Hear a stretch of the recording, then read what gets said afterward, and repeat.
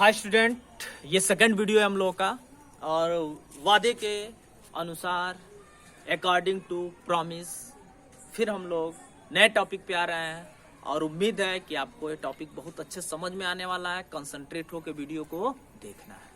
क्या है ये? बहुत आसान सा टॉपिक है। टॉपिक ये है, दिखाई दे रहा है intensity of electric field due to uniformly charge ring. अब यहाँ पे क्या करना है कि एक यूनिफॉर्मली चार्ज रिंग है, मतलब ये कि ये दिखाई दे रहा होगा, ये एक हमारा यूनिफॉर्मली क्या हो गया, चार्ज रिंग हो गया। अब ये देख रहे हो कि जो हमारी चार्ज रिंग है, इस रिंग के कारण ड्यू टू दिस रिंग, इसके सेंटर से इसके एक्सिस में किसी पॉइंट पे हमको क्या निकालना है, इलेक्ट्रिक फील्ड निकालना है। अब ये डायग्राम आपको दिखाई दे रहा होगा कि ये हमारा एक रिंग है। इस रिंग से x डिस्टेंस पे एक पॉइंट P है जहाँ पे आपको क्या करना है, इलेक्ट्रिक फील्ड फाइंड आउट करना है।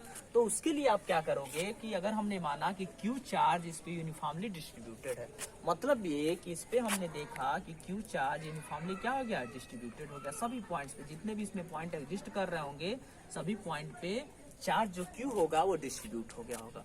अब बात करनी है कि हम लोग आखिर इस क्वेश्चन को सॉल्व कैसे करेंगे। तो सॉल्व करने के लिए बहुत आसान सा तरीका है। आसान सा तरीका ये है कि हम लोग पॉइंट चार्ज के कारण इलेक्ट्रिक फील्ड की वैल्यू जान रहे हैं। वी नो दैट कि what is the electric field due to a point charge.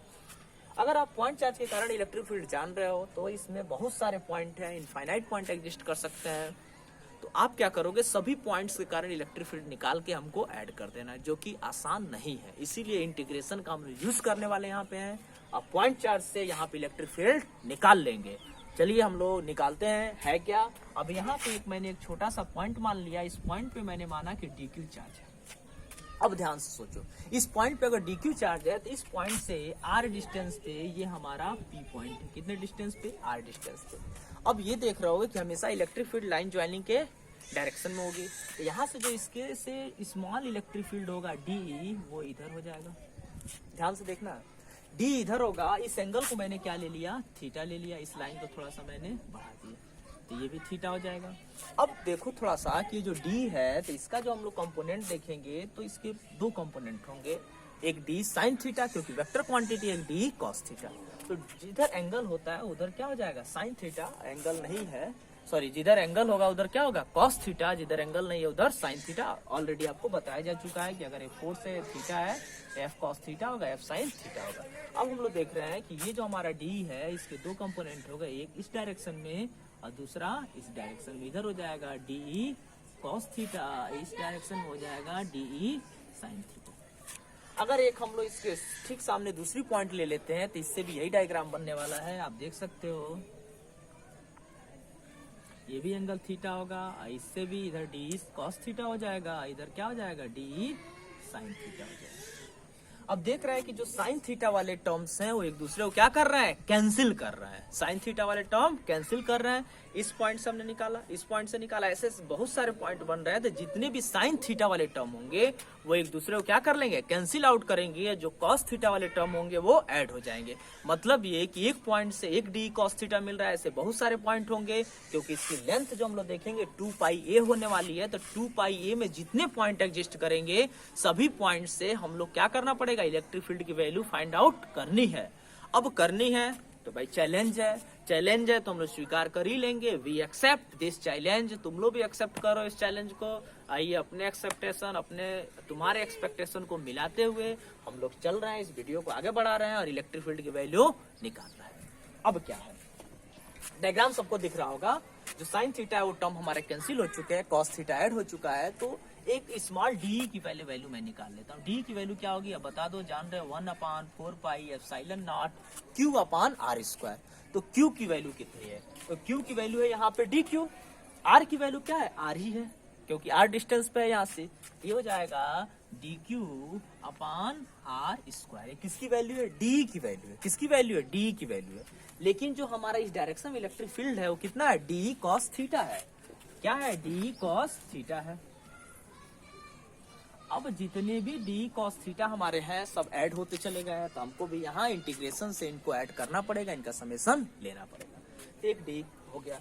अब क्या करो, हम लोग देख रहे हैं जो E की वैल्यू होगी, जो टोटल इलेक्ट्रिक फील्ड होगा, जितने भी पॉइंट यहाँ पे एग्जिस्ट कर रहे हैं उनके कारण जो टोटल इलेक्ट्रिक फील्ड होगा उसकी वैल्यू हमें निकालनी है। वो कितना होगा समझते हैं। ये हो जाएगा यहाँ से 0 to 2 पाई ए, याद रखो।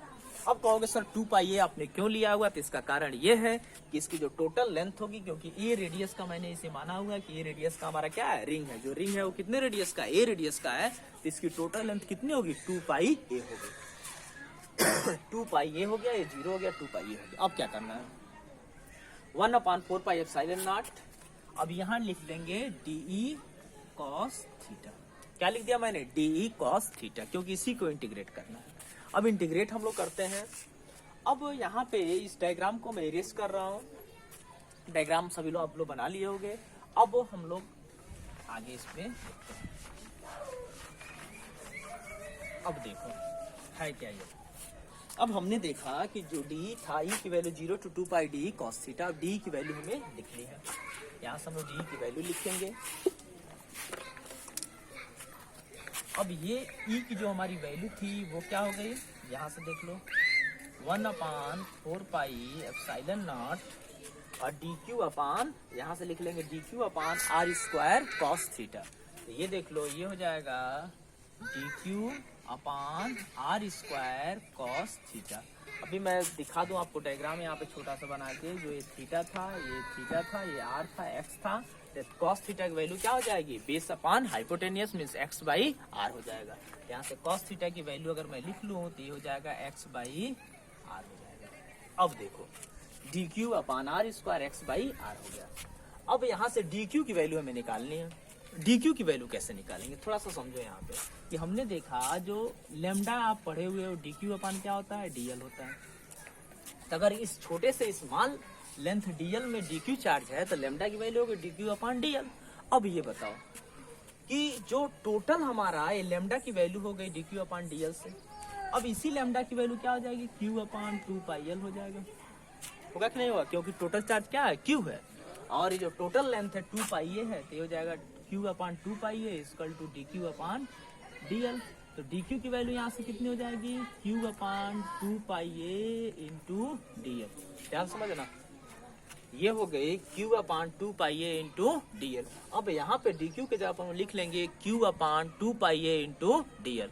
देखो थोड़ा सा आपको समझना है और मैथ का यूज करना है, ये नहीं कि हम नहीं समझ पाएंगे, तुमको बहुत अच्छे समझ में आएगा। लेकिन ये क्लास 12th है, फिजिक्स है सब्जेक्ट, तो थोड़ा सा आप भी दिमाग लगाओ। ये नहीं कि सर पढ़ा रहे हैं आप सोचो कि कैसे क्या लिखा जा रहा है, आप दिमाग लगाइए, एक डायग्राम में सोचो। यहाँ पे वीडियो को पॉज करो और सोचो कि क्या हो रहा है एक्चुअली यहाँ पे, क्यों ये लिखा जा रहा है। ऐसा नहीं है कि आपको समझ में नहीं आएगा, आपको समझ में आएगा, मैं गारंटी देता हूँ आपको समझ में आएगा।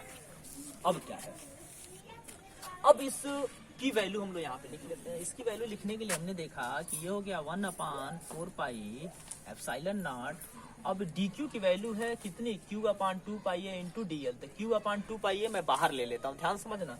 ये हो जाएगा क्यू अपान 2 पाई ए बाहर हो गया, और आर क्यू भी यहाँ से बाहर हो जाएगा। तो यहाँ मैंने ले लिया आर क्यू, एक्स भी बाहर हो गया, एक्स भी बाहर हो गया। यहाँ क्या बचा, डीएल।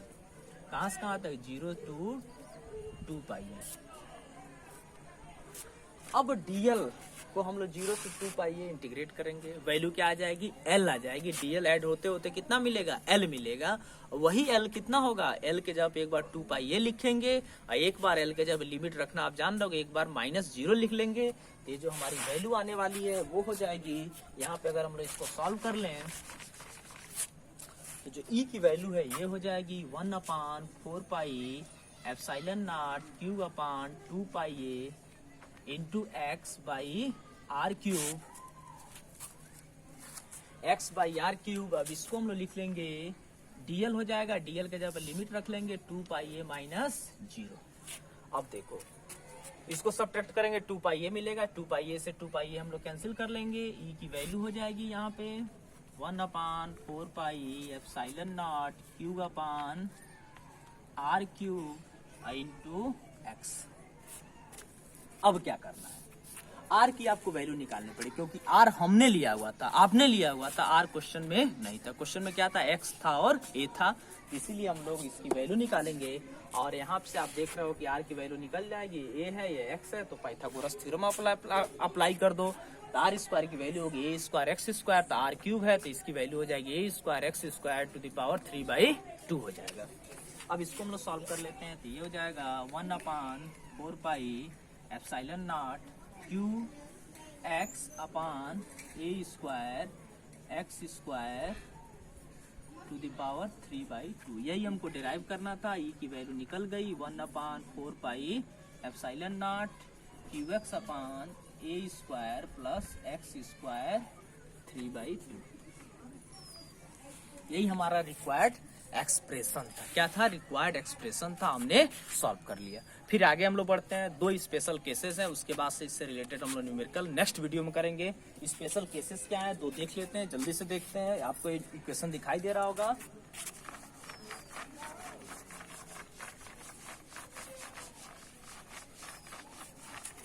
एक बार इक्वेशन और मैं लिख देता हूँ। इक्वेशन है ई की जो वैल्यू है वो है 1/4 pi epsilon naught q x upon a square x square 3/2 है। स्पेशल केस में पहला स्पेशल केस क्या ध्यान समझते हैं।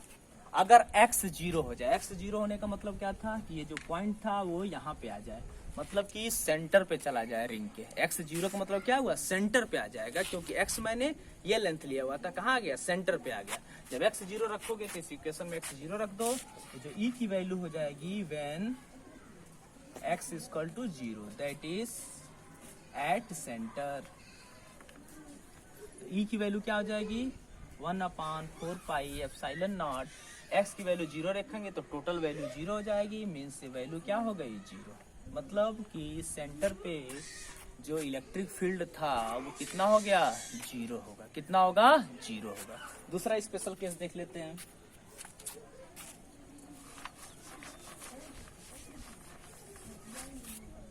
सेकेंड स्पेशल केस क्या है कि if r equal to a equal to 0 हो जाए। इफ a इक्वल टू 0 मतलब ये कि जो हमारा रिंग है वो सेंटर पे आ जाए। इसका मतलब हुआ कि वो रिंग कैसे बिहेव करेगा? पॉइंट चार्ज जैसे बिहेव करेगा।